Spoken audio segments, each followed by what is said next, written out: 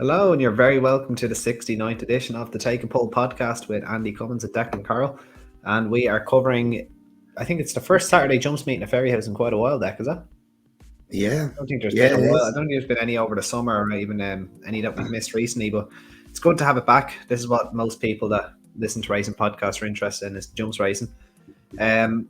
Look, let's with a bit of luck, top 68 is filled your bank accounts and betting accounts with a couple of winners. We're recording this just before recording this Thursday night. So After a few technical difficulties. after a few technical difficulties, yeah, my microphone wouldn't play ball. So we're here in the middle of the night. Dec went outside to have a look at the Northern Lights, which were non-existent. But what will be existent, are some winners with a bit of luck. But before I start, Dec, how are you? How are things? Yeah, I'm good. It's good to be back discussing Saturday racing at Fairyhouse, and like there is a couple of nice horses in here. It's starting to feel more like proper jumps again, and we could probably, the ground to give us a helping hand, but we're getting there slowly. Slowly but surely, absolutely. Usually at this time of year, you can get decent ground, but it can be very unpredictable. As you said, I think on top 68, you could get heavy ground on one side of the country and decent ground at the other. So, well, what was it? We had good to firm at Fairyhouse, and on the same day we'd heavy in Killarney. So good to firm for the jump meeting and heavy for the flat meeting. Yeah, it's the way it is. It's the way it has to be. Probably wouldn't be much in it in terms of what trainers want either. Like a heavy ground on the flat would probably be ideal national hunt ground for the national hunt boys. Anyway, Dec, look, we'll go straight into this. This should be a relatively quick one. We've only 6 races from Fairyhouse. We'll touch on Nace a little bit as well. Obviously, the October handicap, the main event on the card there. I think it's called something else these days, but I'm going to keep it as the October handicap.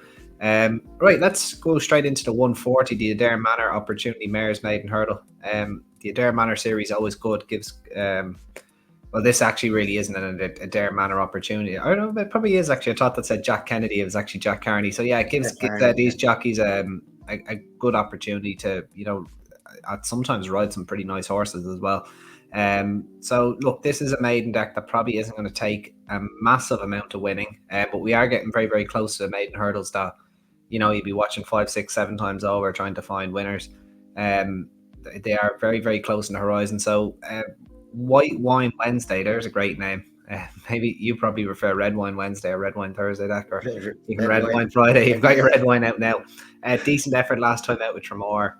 Hard to know if that sets a standard. Like she's probably ran to somewhere near 100. Kilbarry CC was made a nice enough debut as well. Was beaten a long way. Probably need a little bit more time, but that wasn't a bad race at the stall. Be interested to see how much she comes on for that run. Not a bad maiden, Dec, but who do you fancy here? No, it's not bad, but it'd be Blacksmith Forge for me. 4-year-old. Yeah. She's a bumper. She was a bumper winner in July. Then she was third to Jerry's Gigi on her hurdle debut. She was fourth the next time out, but she was only beaten 2 lengths. And she had Lady Nightingale, who's in here 8 lengths behind. So I'd be strong enough now on Blacksmith Forge for Jerry Kane. I think she takes all the beating here. I think she'll likely hit the market as well. Decent form, bumper winner as well. So only a 4-year-old. Only a 4-year-old as well. That's another thing. I'm going to stick with Kilbarry CC each way. I'm a big fan of the Con O'Keefe yard and these colours. The Kilbarry, obviously of Kilbarry fame, like the Dam Kilbarry Demon, and then I think Pillar Coral, the sire, is with Kilbarry Lodge Stud as well down there with Success Days. I'm not sure if Hunting Horn is down there as well. I'd have to double check that. But look, it's a little operation. Well, it's not really little. They're decent enough operation down there now that I think are going to do well in the national hunt game, and they're just an outfit to keep an eye on that are going to be seriously under the radar. They might be at the Grade 1 table, but they're going to be winning plenty of races this upcoming national hunt season. So keep an eye on the Con O'Keefe team. And I think that's a filly that will win races. Maybe this opportunity, excuse the pun for the name of the race, might come a little bit too soon for her, but she does have the ability to get placed. And I think she'd be a nice enough price in the opener. Dec, the 215, the O'Neills.com maiden hurdle. Get your GAA gear before you go away to Spain with O'Neills.com. 2 mile and 2 furlongs, so 2 1/4 miles. This isn't a bad old race. We've the return of Blue Devassi Obviously, a lot of people are going to keep an eye on him. Obviously, he ran in some decent bumpers, failed to win until April time at Clonmel, but did run in some decent bumpers.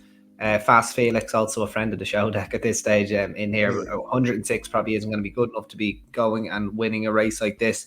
And then the Tea Garden Jazz in new colours, Dec. Charlie Keegan was the lucky recipient of her, a mare that we've talked plenty about on the show as well. And then Blazed Away as well. Needs to put a poor run behind Captain Cody behind, but that was at 50-1 in a grade 2 on his hurdling debut. In much calmer waters, and his bumper form should suggest he's going to be competitive here. But who do you like, Dec? Yeah, this is the race that's kind of starting to feel more like the proper jumps is back now. Yeah. Because I have this as a match race. Yeah, me too. And Blazed Away. And look, Blazed Away is a bumper winner. He's already finished ahead of Blue Devassi in a bumper when he was toured at Leopardstown. He made his hurdle debut in the grade 2 at Easter. Do you remember who we were speaking about last year who made his hurdle debut in that grade 2? Was it a Clipper Logistics horse? No. Oh, I was thinking Mossy Fen Park. There was another one though, was there? Though? Champagne he made his debut the year before when Nick Rocket won it. Oh my God! Yeah, sorry. The Royal Bond winner. Yes, Farron Glory. Oh God, Farron Glory. Yeah. Sorry, I was thinking of last year. I think Champagne Admiral actually made his debut in this race as well. Over hurdles in that same race as well. But yeah, no, Farron Glory. Yeah, absolutely. Yeah, well, Blazed Away made his debut in it earlier this year. So yeah, look, he's already finished ahead of Blue Devassi. I reckon Blue Devassi will be short enough, and you might get this could be a decent bet. You might get a nice price around Blazed Away. Yeah, like, I would nearly, in my opinion, but I don't think he will.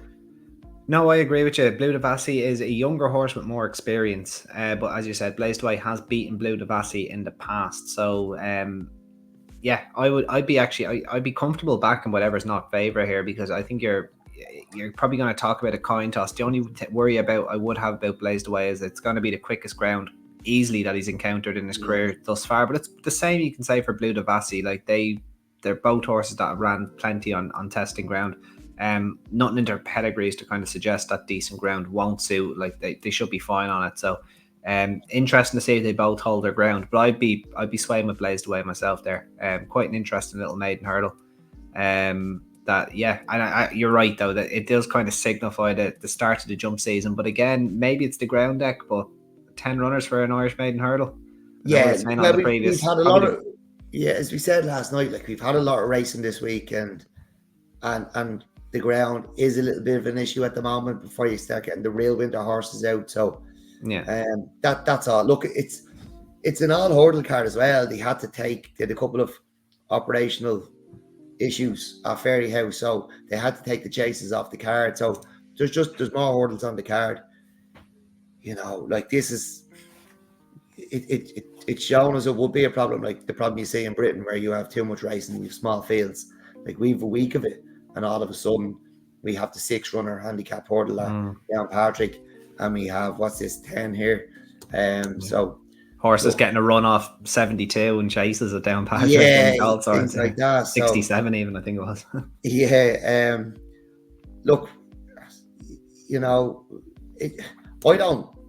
Look, I love racing, but when there's too much on, it's like there's not enough time to put into racing that you need. Like, I think the way racing in Ireland works, it's brilliant. We get to put plenty of time in to do this. If you're racing every day in Ireland, how could we do the tap?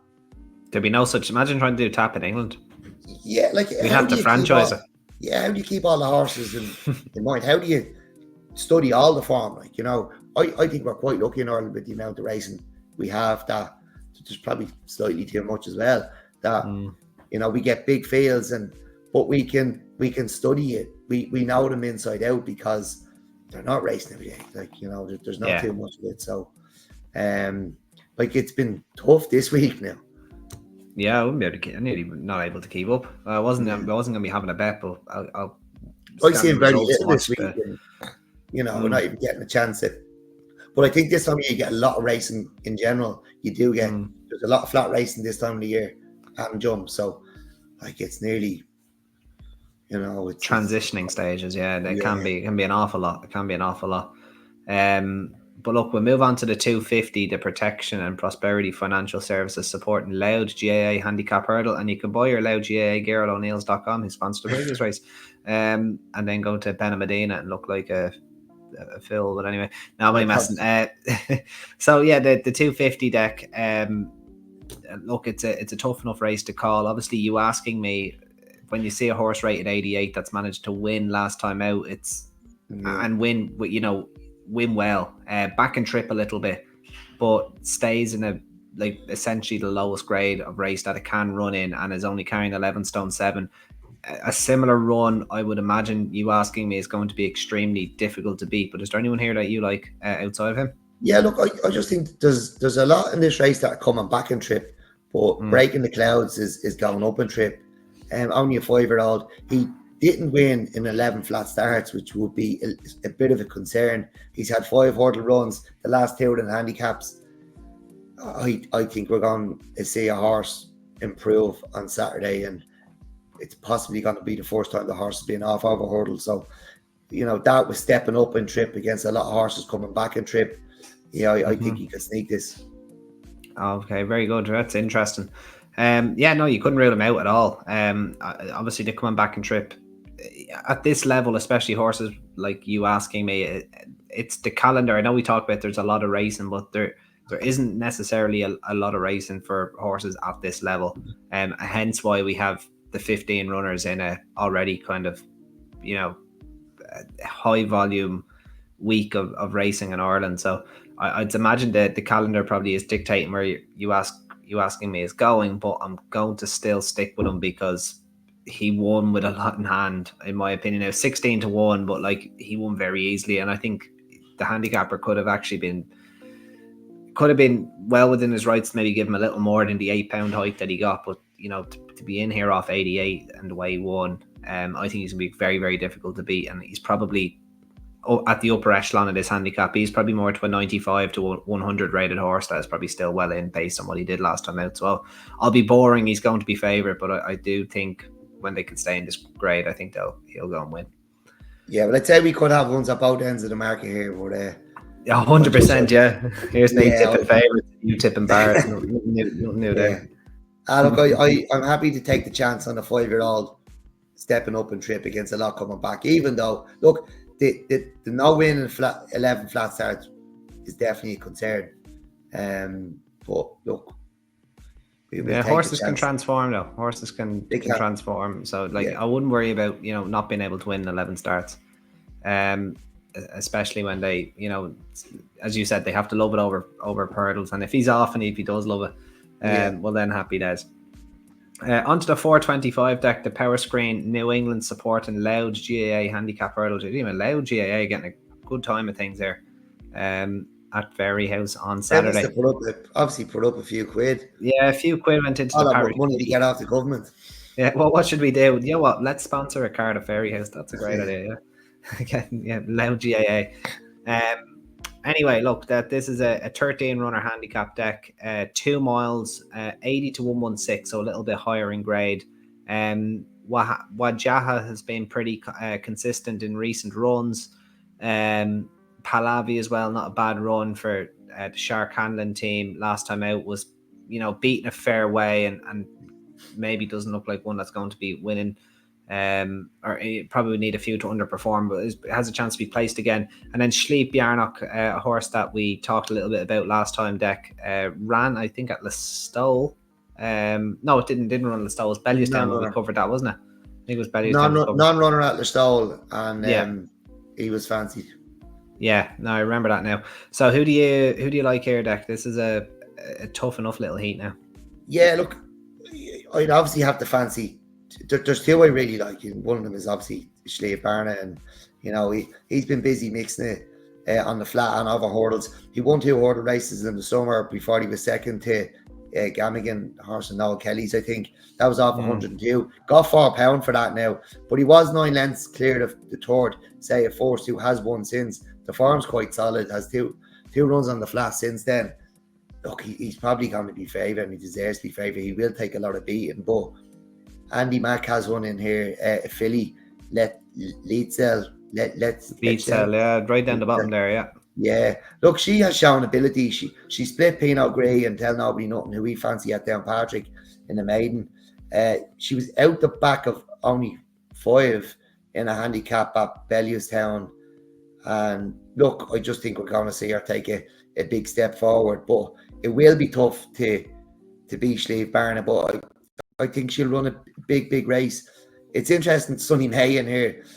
Like he was once third to Nick Rocket over hurdles at Nace, only beating 8 lengths, but since he had a layoff, he's been absolutely terrible in 2 handicaps. So look, it'd be great to see him start playing there. I don't know. I don't know. They were bad runs. Like he was last twice, I think. But I got tipped from on the Lewis one time actually. At Limerick at Christmas, coming back from Leopardstown. Fairly certain was him. But look, I suppose you want to keep an eye on if he begins to show a glimpse of what the potential he once had. You might get him the next day. He's one just to keep an eye on, I think. Yeah, but, I'll probably give one to keep an eye on. Oh, sorry, don't go again, Dec. No, look, it's obviously it's Slieve Barna is probably the most likely winner for me. Yeah. And I think Letzel will run a big race. She's going to go close. So she's probably going to be a nice each way price. You can have it that way. Yeah, I thought Ian Donoghue's mare, Tankerstown Diva, if she was to try and make the run, and like she won pretty easily at Down Royal in April. Now that was over 2 miles 6. Just looked the winner from a long way out and won fairly easily. It was easier than the length and a quarter margin suggests. Was third down the handicap over 3 miles. She ran at the Galway Festival over this 2 mile trip and just kind of plugged on at the one pace. But that was probably a strong enough handicap for the grade, being at the Galway Festival. Has been 75 days off the track, so she might need this again. But if she was to be ridden prominently, it'd be interesting to see if they got her jumping and traveling out in front, if they could, use her staying prowess at this trip to see how she goes. But maybe she's one for next time out. But she's only 5, and I do think she's probably going to keep improving as the season goes on. Maybe one for next time out, possibly. I'm fairly certain she ran in the bumper on this card last year. All right, okay. Fairly certain. How'd she do? Did you say? Or I can find it up now for you. Oh, yeah, 4th. Okay, yeah. No, it looks like she did all right. Yeah, absolutely. Yeah. No, she caught my eye that day. Right. She caught my eye that day. But she's grey as well, so. Right. Okay. That always helps. Yeah. I'm going to keep an eye on her. Maybe one for the tap tracker if she runs a nice enough race. Maybe 2.5 miles. Could see her maybe winning a little mare's handicap in the very, very near future.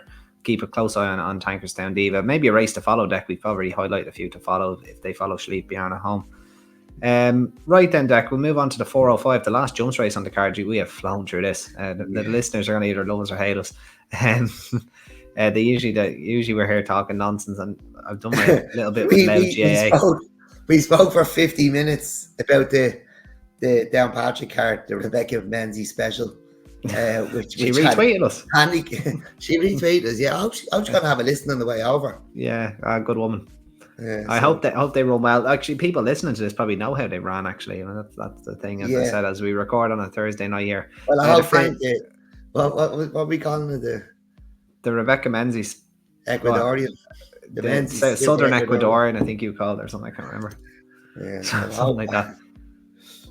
Right, we round out the jumps racing on this card. Obviously, a bumper still to come with the Frank Lynch & Co. Chartered Certified Accountants. And guess who they're supporting, Dec? The Loud GAA handicapper. The Loud GAA getting in again. Look, this is again not probably the easiest race to probably find in the world.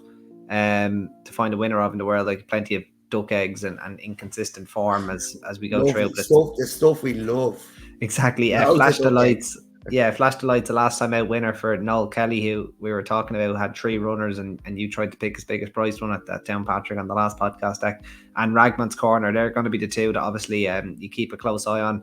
Braygock is in here too, but I'm not obviously 100% sure he's going to run, given that he is declared for Down Royal. And we'll see how Down Patrick, see how he runs there. It'd be a very, very quick turnaround. But who do you like out of these ones here, Dec? Yeah, look, Ragman's Corner, allocated 12 stone 6. Jack Carney takes off the 5 again. So it'll be 12 stone 1. 5-year-old. He won this week off 94. He comes here with a £7 penalty. It depends what way you want to look at it. Like, if you know, people do get hung up on weight, you know, horses used to carry men in suits of armor into battle. So I don't, you know, a lot of them can carry weight. It's only going to be 12 stone 1. It's not the 12 stone 6 you read on your card. So I think he comes here in form with a chance.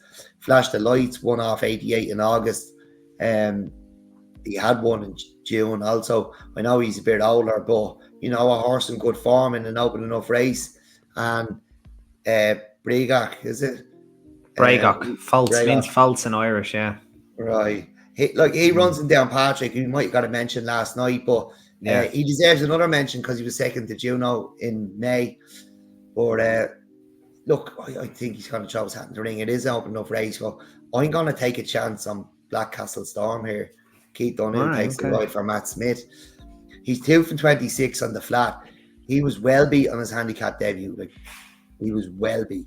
But he's had 6 flat runs since then, and he's won one of them. You'd be hoping Matt Smith has sorted out his jumping.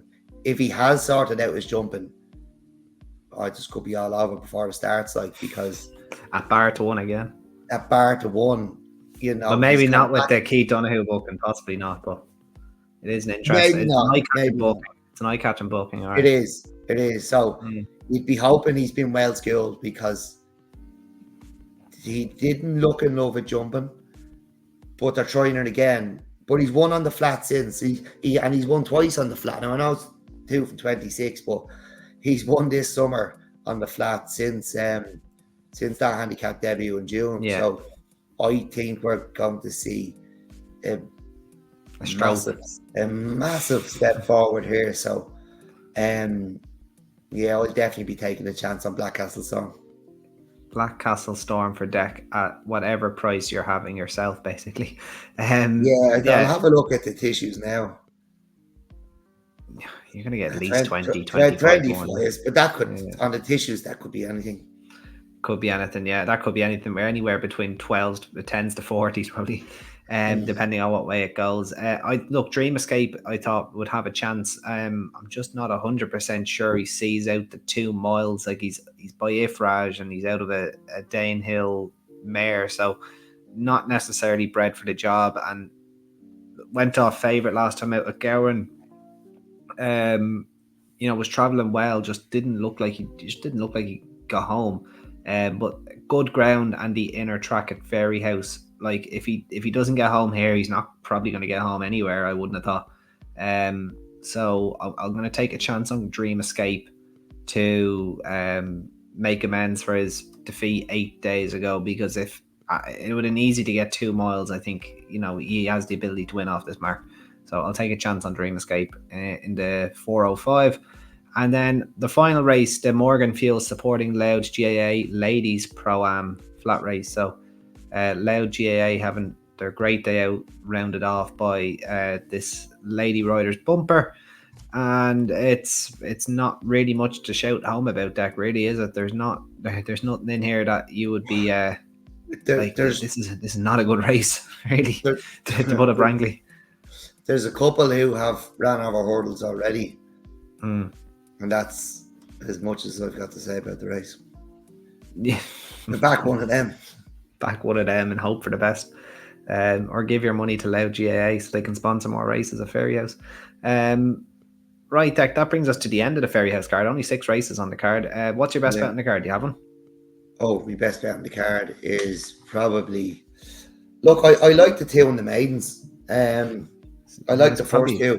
And just looking back, Jack Carney could have quite a good day. Blacksmith Forge. Who else is he on? He got a couple of mentions tonight. He did, yeah. The Ragman's Corner, too. I thought there was another one. No, he's on the Andy Mack horse, Lethal. Right. He could have quite a good day. Yeah. Well, I'd be following you in anyway on Blazed Away, which I suppose makes him the nap of the tap at 2:15. And then if you're in agreement with that, and then I really think you asking me is a borderline penalty kick in the 250. I just don't think you need to overthink that. Like, he's probably going to be priced accordingly, but I'd be pretty, even coming back slightly in trip, I'd be disappointed if he got beaten the 250, to be honest with you. So but probably those two for me. You didn't get a chance to look at Nace Dec, no? Probably not. I didn't look at Nace, but if you want to take it away there, I will have a quick look in the background. You have a quick snooze. Will I start talking about what these? No. Yeah. If you start telling us about all these horses, great granddads and things like that, I'll have a quick look and see if I can find something. I see Gaviscon is back out, having been bitterly disappointing the last day at Nace. Gaviscon, yeah, Galveston. He missed the Royal Lodge. Oh no, there must have been something wrong. Yeah, it probably had something to do with him finishing 7th on his debut, beating 8 1/4 lengths of 4-6. Already in line for the Mars Award, or the Overrated Horse Award of the year. I'm pretty sure, like, going back in it, there was a horse last year that I think ran in that exact maiden gallantly, who people were going. There was a rumor going around that he's better than City of Troy. I think that horse is still trying to win a race, but yeah. Well, let's see if Gaviscon can. He might have just had heartburn last time out. We don't know. We'll see how he goes. Oh God, I won't be giving up this career with comedy anyway. Right, look, there's a few big races on the Nace card. Obviously, the Bird Catcher is one of it's probably, like, it's only €23,000 to the winner now these days. It is technically a Premier handicap. It's one of the more known 2-year-old handicaps on the Irish calendar. Not really kind of celebrated as one anymore. But anyway, long story short, the one I'm going to go with is a horse that has been creeping up the weights. He's actually gone up £6 and has not won, which is usually not a good thing to see. But he is far better off at the weights. Let's see, I'm just going to absolutely double check this now. But he's getting £9 from Snapdragon. How many pounds is he getting from Snapdragon today? In and around the same, 80 to 90. Yeah, getting £10 off Snapdragon now. So it's the blinkered first time South Shore Island for Mick O'Callaghan and Lee Roach. Quite a consistent horse, has ran in decent maidens. I think he'll go quite close. Had a good run behind Swagman, albeit was 6th that day, but that was wasn't a bad race. Has been getting better with every single run, but just not being able to win. But I think the first time blinkers, and he's by Blue Point as well. So, like, if the ground was to get quite soft, I don't think that would be too much of an issue for him either. I'd be quite hopeful that South Shore Island can run a nice race in the Bird Catcher. There's the listed race then, 6 furlong listed race, the RFL Steel Stakes. Like, if my mate Alfie wasn't odds on, which he probably will be, like, he's going to take all the beating as well. Like, you can nearly make the argument he does have to give £5 to most of the field, and he does, yeah, but like he just keeps winning. Yeah, he just keeps winning. Like, obviously there's a big weight swing now with Big Gossy, and that's where I'm starting to think that maybe Big Gossy might be favoured here. But my mate Alfie's still only a 3-year-old, and he just doesn't look like he's stopped improving since he's got the blinkers put on. And look, it's not beyond the realms of possibility to say he could be the best sprinter in Ireland at this rate. We don't have very many good ones. He's rated 113. He's on an upward trajectory. Like, just, keep it simple. So I think my mate Alfie, if he's all the well after a long enough season, probably going to be hard to beat in that listed race. And then the October handicap, I think it should be on the card. I'm not sure. That could actually be on Sunday. It could be. I think I've got. Yeah. But there's on Sunday, so I'll get some handicap. Yeah, that's probably the one I saw, which is the one I think that I Am Superman is in, but I won't be backing him. I was a fan of that horse back in the day. Rami is in there, and I'm starting to bait my head against the wall. You might have to go to Twitter to see if I still have faith in Rami. Like, he was beaten at 6-5 the last day. I backed him at Leopardstown. I think I've given him too many chances at this stage. Like, he'd some consistent form, but I just don't know what trip he wants at this stage.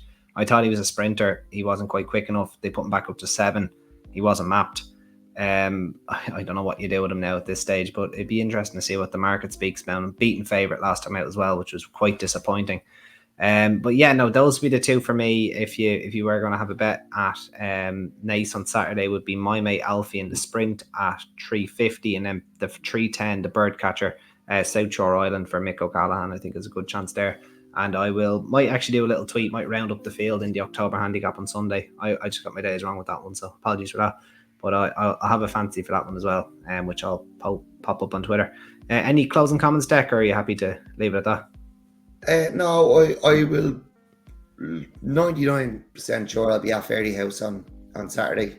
Looking forward to getting back, and I'm choosing Fairyhouse over Nace. And I'm looking forward to Cork on Sunday as well, and I think we'll be back recording Sunday morning, Andy. That's the plan. For Punches Down on Tuesday. So we won't get to cover Wednesday on the way, being Lithuania on Monday and Tuesday. So business Colin. So looking forward to the jump season now. Yeah, no, me too. Yeah. I'm actually quite looking forward to it now. I feel like this flat season just passed me by a little bit. Yeah, maybe I'm just becoming more of an adult. That's probably the problem. Yeah, you're just growing up a bit. You have responsibilities now.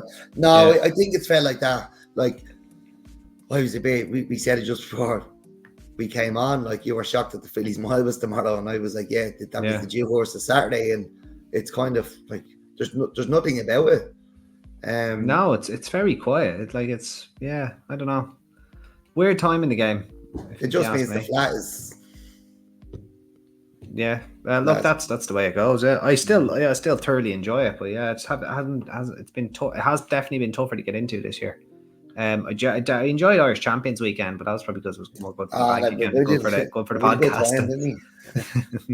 No, I did enjoy Irish Champions weekend, but it's kind of.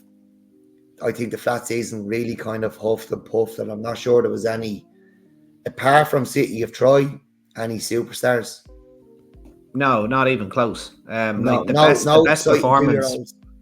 No, not really. Well, like Bedtime Story, but that was put to bed with our last 2 runs, and then I suppose you could make the argument the Dewhurst favourite, Aidan O'Brien's See the Stars Cold. The line in winter, like he does look useful. But like you are right though, like you're counting them on one hand, aren't you? Like so. Well, look, that's the problem. On City of Troy, Aidan's taking a lot of stick. Like, where would Irish and British racing be without Aidan O'Brien? He's been the reason British Group 1s haven't been a walkover. He's entitled to not run one in the Irish Champion Stakes. I have no problem with that. Yeah. Especially when he threw 3 at the race. Yeah, you know what I mean? Like, he keeps the favour for the race. He keeps racing this part of the world. He keeps Irish racing and British racing going. And he just gets an awful lot of undeserved stick. And I hope City of Troy absolutely bolts up on the dirt. I've no problem. It would be amazing, wouldn't it? Yeah, I've no problem with them trying it, because they do so much for racing in this part of the world. It'd be lost without them. So, look, I do think the further the horse goes, the better he is. I think he'd have won the Arc in despite. Do you think he'd won the Arc? I think he'd have won the Arc in spite of the ground. I don't think he'd have been impressive. I think he'd have fell in. Still would have won the Arc though. I think he's class. I think the further he goes, the better he is. And he was brilliant in the International.